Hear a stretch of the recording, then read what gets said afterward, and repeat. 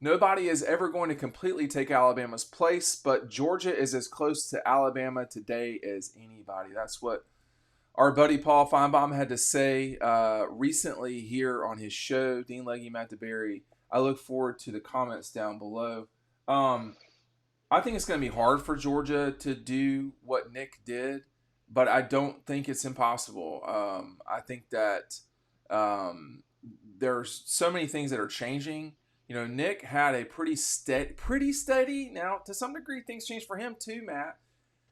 The league changed slightly with A&M and Mizzou coming in, and we went from a BCS to a college football playoff. So Kirby's sort of dealing with the same thing, although I will say Texas and Oklahoma I think are better than Mizzou um, and A&M.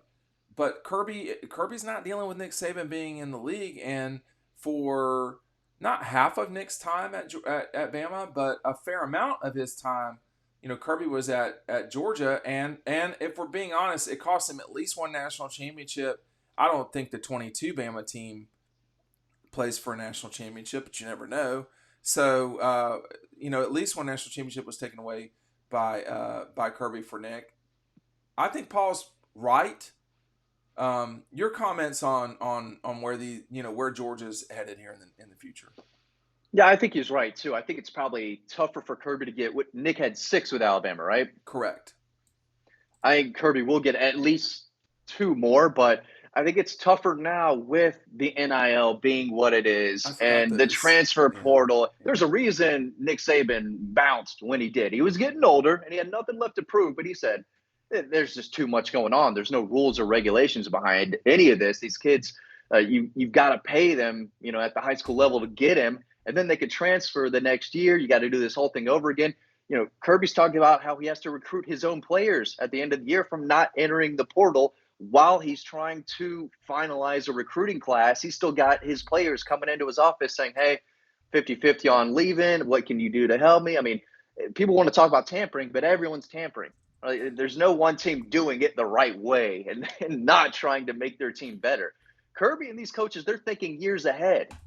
So they know what they have to do to get their teams better. And when all this is coming into play, and LSU is hiring Brian Kelly to get them back, and all these programs are, I think it helps the game because you've got teams like Miami throwing NIL money just crazy out there, doing everything they can to get back to where they want to be. That does make things tougher for Kirby, and then Kirby's got more sleepless nights years after years after years dealing with all this stuff that Nick didn't have to deal with when he was winning those early national titles. Now, I do know that, the transfer portal came into play, I guess, was 2018, 2019 is when that really became like a real thing, impacting every team year after year. And then right after that, I think NIL came into play. So it was towards the end of Nick's era, Oh yeah. but Kirby's got to deal with it, and try to win 4 more titles with all this going on, and Texas and Oklahoma coming into play, and an expanded college football playoff. It's tougher to win a national title now more than ever, in my opinion. And Kirby's still got 4 if he wants to get to Nick Saban's 6. So it's going to be tough for him to knock Saban off that greatest coach of all time.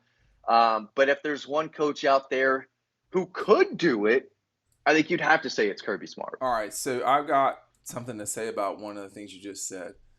I don't want to say I don't care how many. Like if Kirby rips off 10 in a row, then what I'm about to say is a different conversation. But I don't think that we can legitimately say that someone other than Nick is the greatest college football coach of all time, and it could be that Kirby passes him as that thing, but it's just going to be hard to do that. And there's nuance involved in what I'm going to say, and that is this. Follow me here for a second, Matt.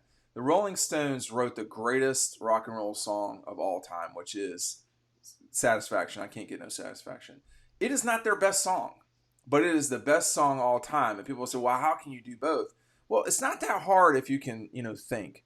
So, it's not their best song. Their best song is either Give Me Shelter or it's probably Give Me Shelter, okay? But there are other songs that are better than Satisfaction. But in terms of what is the best rock and roll song of all time, it's Satisfaction.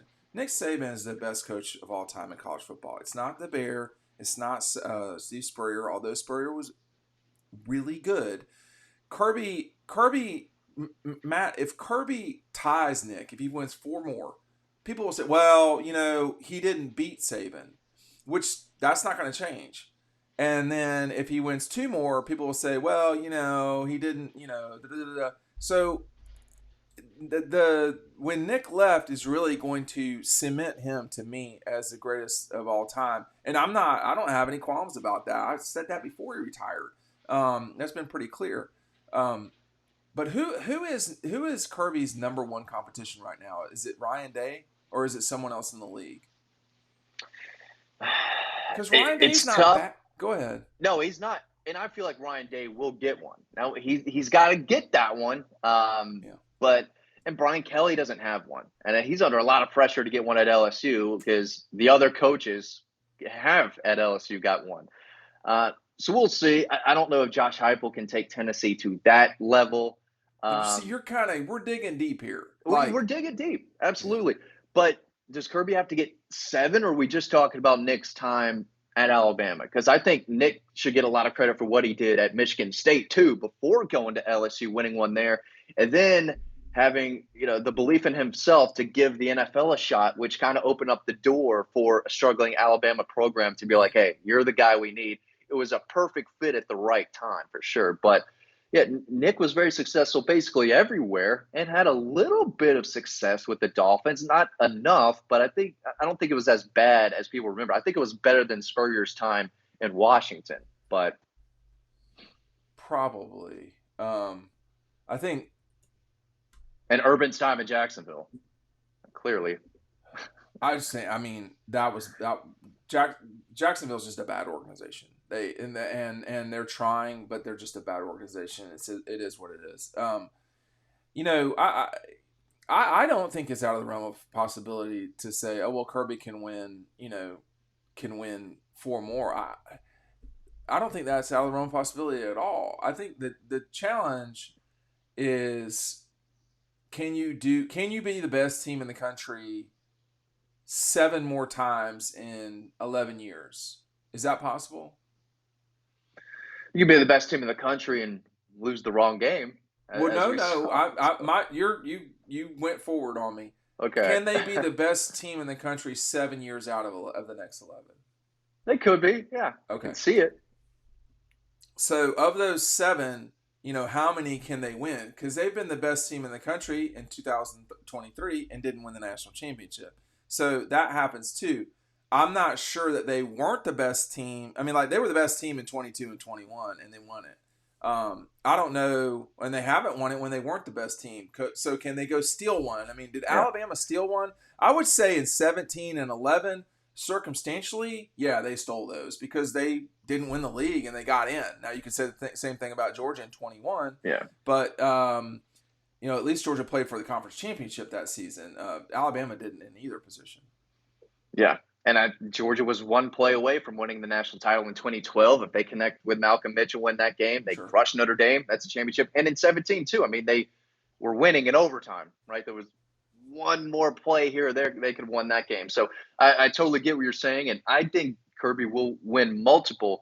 And the door's open because, again, we're having to dig deep on coaches right now at these programs who could try to. Do you think Norvell can get it straight, or do you think there's so much chaos at Florida State that makes it complicated?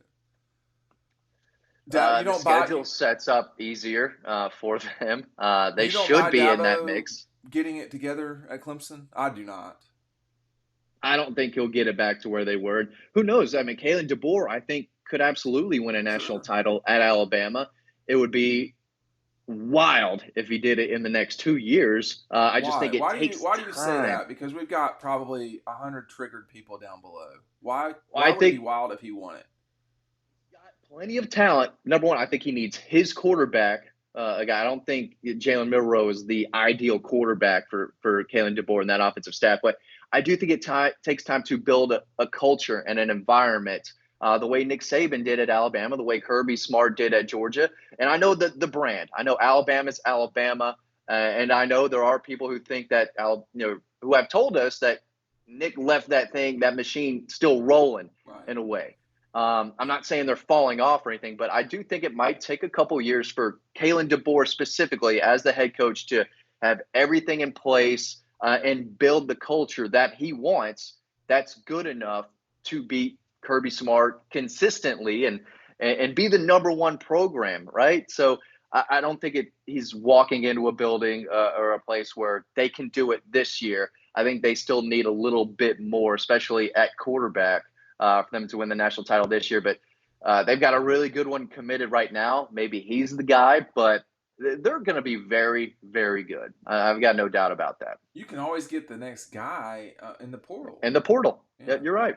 I mean, You're it's right. Match.com out there. So, anyway. All right. Thanks for watching. We'll see you on the next video.